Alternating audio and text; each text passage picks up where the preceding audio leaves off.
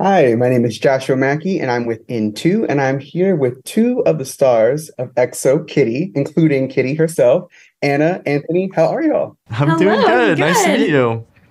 Good, good. Nice to meet y'all as well.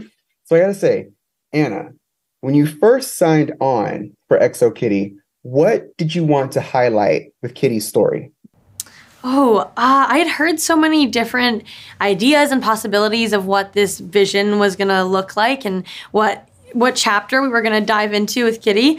But me personally, I think I was just really curious to see what she would be like in high school because in middle school she was very, very confident and very sure of herself and very sassy. And I think sometimes in middle school those are not common traits because I feel like that's the time where you're really stressed or really awkward or can be at least. So to see her a little bit older, I was like, I'm really curious if that's gonna stay or if she's gonna kind of have that thrown around, which I think a bit of both is happening in our season, in our series, because she still has that spirit of Kitty, but it's definitely a new stage and she's grown a lot since we last saw her. So I was just curious to see what it was going to look like, and it did not disappoint. Oh, that's great to hear. And there's so many people coming into Kitty's orbit in this show, including your character, Anthony Q. So, Anthony, how would you describe Q and also the relationship to Kitty? Yeah, I think Q is well, first of all, he's he's like the school jock, you know. Yes, He's big like sports guy. the big man on campus or whatever. But in terms of his relationship with Kitty, I think it's really special because you kind of see him put down that like macho kind of mask a little bit. And I feel like he has a real soft spot for Kitty. I think they see a lot of themselves in each other, being both from America and being transplants in this international school. So I think they lean on each other a lot for advice, for, you know, telling secrets and boy problems and such. So it's really cute to see well, for one, it's really nice to see a character in the show who isn't a love interest for Kitty. So it's like, it's refreshing in that way. And I think it's a really important dynamic, not only for Kitty and Q, but also for the group.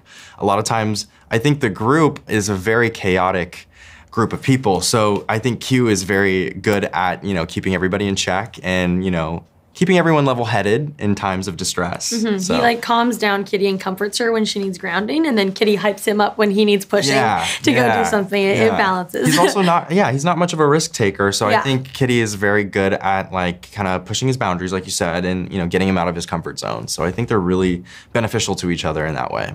I love hearing that you have to have one friend in your corner who's going to keep everybody level-headed. Right? You gotta have the one, Yeah. you know? Otherwise things go crazy. For sure.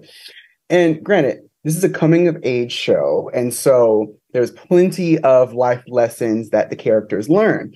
And so, what's one lesson that you both learned from filming the show that you feel like you will take with you forever? Starting with you, Anthony.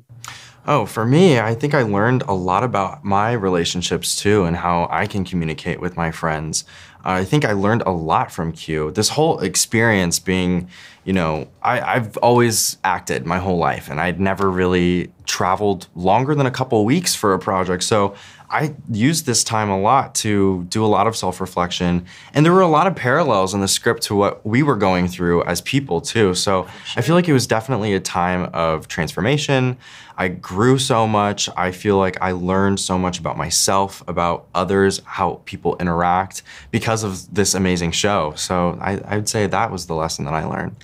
Yeah, I think for me, I mean, something that honestly, like you were saying, those parallels that I think Kitty's learning and that I'm learning as well, is that sometimes you're more capable than you think you are, or the things that used to stress you out, you've grown and you're gotten stronger, so you can handle that. Exactly, I think there were a lot of moments like that in Korea for me as like an individual, just working on this show and facing new challenges that I've never faced before and realizing like, hey, like in the past, this would have been really hard for me or I wouldn't have been able to do this as easily. And now being able to realize that you're in a space that you can or that you can conquer those fears that might have been like immobilizing in the past is so special to realize that growth. And I think Kitty's doing that too. And I also think she's deep in it when she is growing and it's hard for her to see sometimes, but those people around her and who love her, they see it and they see that she's strong.